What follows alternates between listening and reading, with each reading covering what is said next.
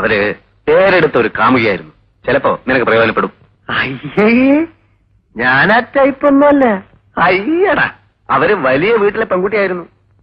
Auto വർക്ക്ഷോപ്പിലെ ഒരു സാധാരണ ജോലിക്കാരനുമായി അടുത്തപ്പോ വീട്ടുകാർ നഖശികാന്ത് എതിർത്തു. പണവും പ്രതാവും ഉപേക്ഷിച്ച് അവര് വർക്ക്ഷോപ്പുകാരന്റെ കൂടെ ഇങ്ങ് പോന്നു. അവരെനിക്കെങ്ങനെ പ്രയോജനപ്പെടും അത് പറ. വീട്ടുകാരോട് പണം കൊണ്ട് മത്സരിക്കാൻ അവര് ഭർത്താവിനെ ദുബായിലേക്ക് അയച്ചിരിക്കുക. അതുകൊണ്ട് അവരെ നല്ല വൃത്തിയായി നീ ഒന്ന് സോപ്പിടാൻ നോക്ക്. ദുബായ് ആണല്ലോ നിന്റെ സങ്കല്പ രാഷ്ട്രം. അവരുടെ ഭർത്താവ് വിചാരിച്ചാൽ ചിലപ്പോ നിനക്ക് കടൽ കടക്കാൻ പറ്റിയെന്ന് വരും. അവരുടെ വീക്ക് പോയിന്റ് എന്തൊക്കെയാ? അവരുടെ വീക്ക് പോയിന്റ് എന്തൊക്കെയാന്ന് അല്ല അത് മനസ്സിലാക്കി വേണമല്ലോ വൃത്തിയായി സോപ്പ് പ്രയോഗിക്കാൻ. അവരുടെ ഒരു കൊച്ചിനെ നീ കണ്ടിട്ടില്ലേ? അത് തന്നെ അവരുടെ പ്രധാന വീക്ക് പോയിന്റ്. ആ കുട്ടിയെ ആദ്യം ചാക്കിലാക്കാൻ നോക്ക്. അമ്മ എനിക്ക് ഗൂർഖാങ്കിളിനെ കാണണം, ഇപ്പൊ കാണണം എന്ന് ആ കുട്ടിയെ കൊണ്ട് പറയിപ്പിച്ചാൽ നീ രക്ഷപ്പെട്ടു. ആ ട്രാക്കിലൂടെ സെന്റിമെന്റ്സ് വർക്കൗട്ട് ചെയ്ത് നിനക്ക് പിടിച്ചു കയറാം. എന്നാ പിന്നെ സമയം കളയാതെ ഞാൻ ആ സെന്റിമെന്റ്സിലോട്ട് പിടിച്ചു കയറട്ടെ. അയ്യോ, അതിനുമ്പ് ഇത് ഒത്തിരി സ്ഥലങ്ങളിൽ കൊടുക്കാനുണ്ട്. मैं चलता है मैं चलता हूँ मैं चलता हूँ ओके ओके मैं चलता हूँ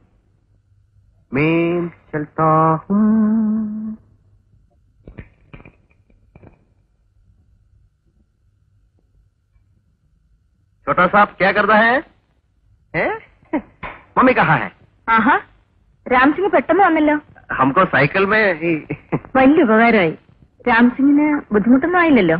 आप क्या कहता है? मैं साहब ये बहुत खुशी की बात है. രാംസിംഗിന്റെ മാതൃഭാഷ ഹിന്ദിയല്ലേ? हाँ जी. അല്ല, എന്തോ ഒരു വിഷമം പോലെ.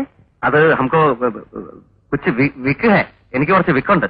ഓ, പിന്നെ എന്റെ ബച്പൻ മേ കേരള ആകയ. എന്റെ കുട്ടിക്കാലത്ത് മേരെ പിതാജീന്റെ അമ്മേന്റെയും കൂടെ കേരളത്തിൽ വന്നാണ്. രാംസിംഗ് ഇരിക്കെ, ഞാൻ ഇപ്പൊ ചായ കൊണ്ടുവരാം.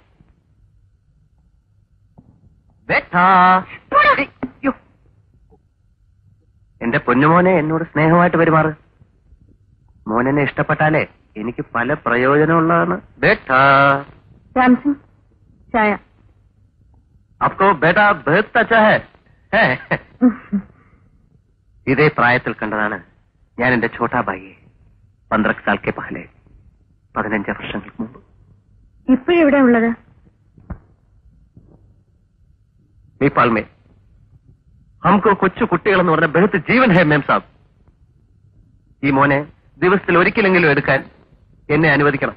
അത്രയ്ക്ക് ഇഷ്ടമാണോ കുട്ടികളെ? ഹാജി. എങ്കിൽ സമയം കിട്ടുമ്പോ അവിടെ നഴ്സറി വന്നോളൂ. അച്ഛാ ജി.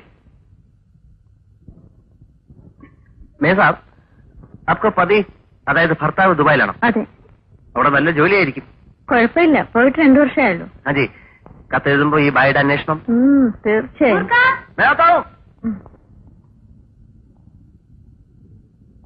चल चल चल मेरे साथी, ओ मेरे साथी, ओ मेरे हाथी. ഊർക്ക